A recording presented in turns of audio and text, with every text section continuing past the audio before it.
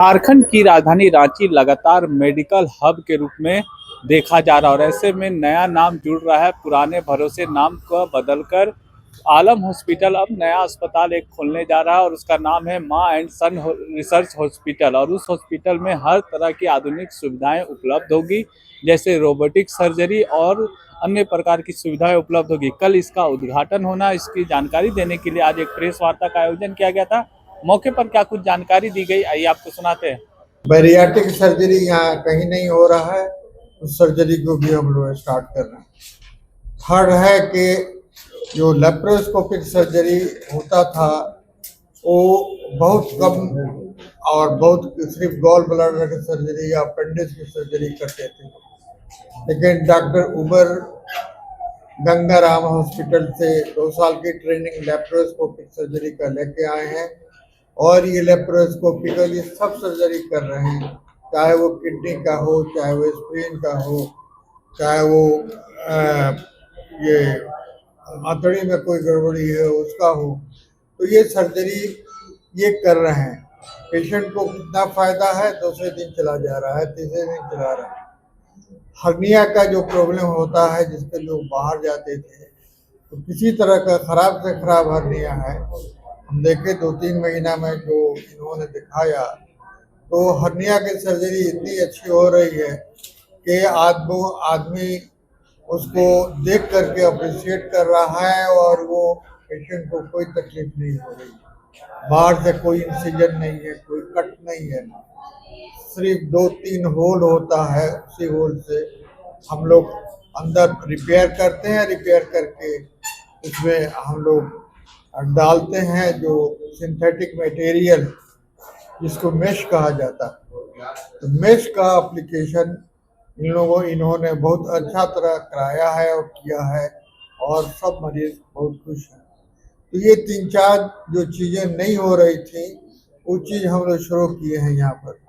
Neuro surgery department में भी हम लोग जो न्यूरो सर्जन है वो माइक्रो सर्जरी कर रहे हैं और ये भी माइक्रो सर्जरी यहाँ नहीं होता था।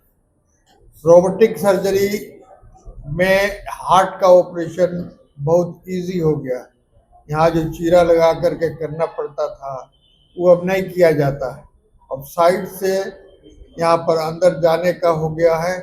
और उसमें आप लोगों को खुशी होगी कि एक इंडियन जो अमेरिका में काम करते थे, वो रोबोटिक सर्जरी का डिवाइस निकाले और वो रोबोटिक सर्जरी का जो जितना बजट है वो 10 करोड़ 12 करोड़ से कम नहीं था, लेकिन ये जो निकाले हैं वो 6.6 करोड़ है।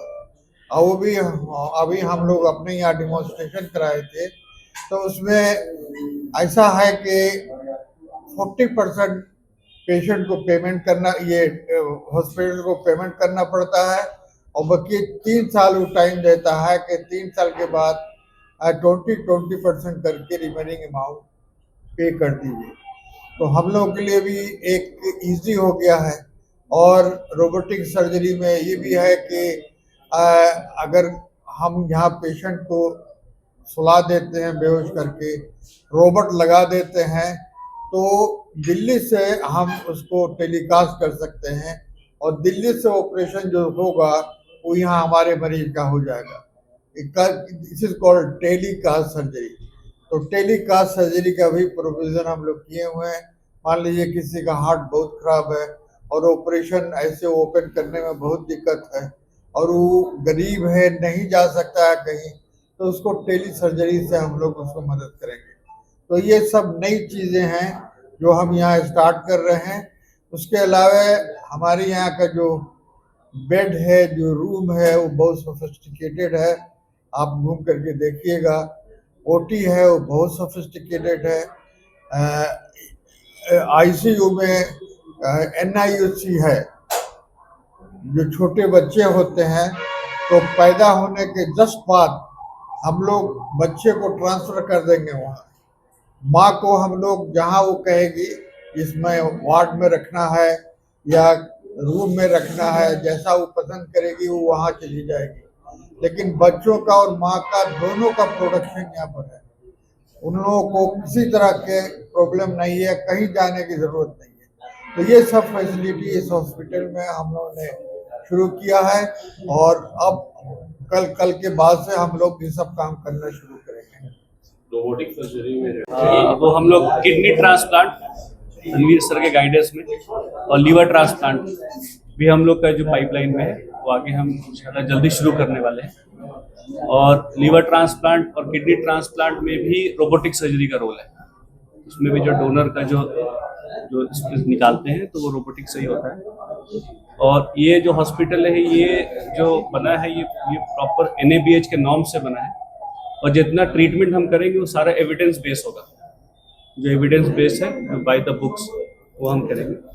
और आप जो कह रहे थे रोबोटिक सर्जरी कितना सक्सेसफुल है, तो robotic surgery is more successful than open surgery and laparoscopic surgery. Robotic surgery बना ही इसलिए कि प्रिसीजन बढ़ जाए। जहाँ पर हम नहीं कर सकते थे सर्जरी, जिसे बोला जाता था कि सर्जरी पॉसिबल नहीं है, वो रोबोटिक के आने के बाद वो पॉसिबल है।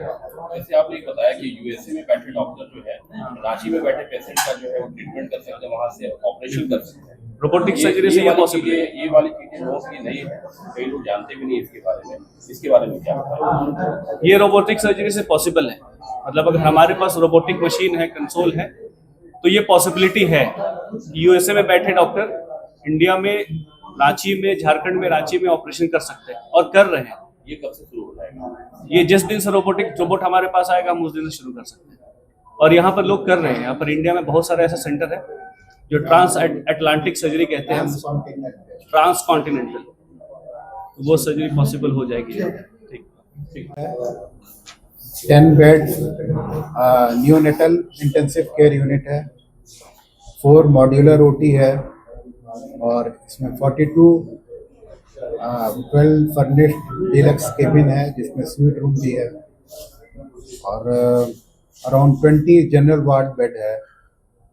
और गायनी का क्या आपका लेबर वार्ड है और क्या गायनी का जैसे लेबर डिलीवरी जाते जाते urine involuntary leakage of urine, जिससे ये मर्द और औरत दोनों में ही प्रॉब्लम है, वो मशीन दोनों के लिए केटर करेंगे। पूरे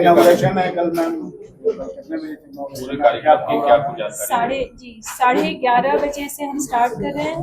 चीफ गेस्ट हेल्थ मिनिस्टर साहब हैं और माइनॉरिटी मिनिस्टर हैं वो हैं, और गेस्ट ऑफ ऑनर्स में श्री सुबोध कांत सहाय जी हैं, सुरेश बैठा जी हैं और बंधु तिर्की जी। इन्वेस्टिगेशन का पूरा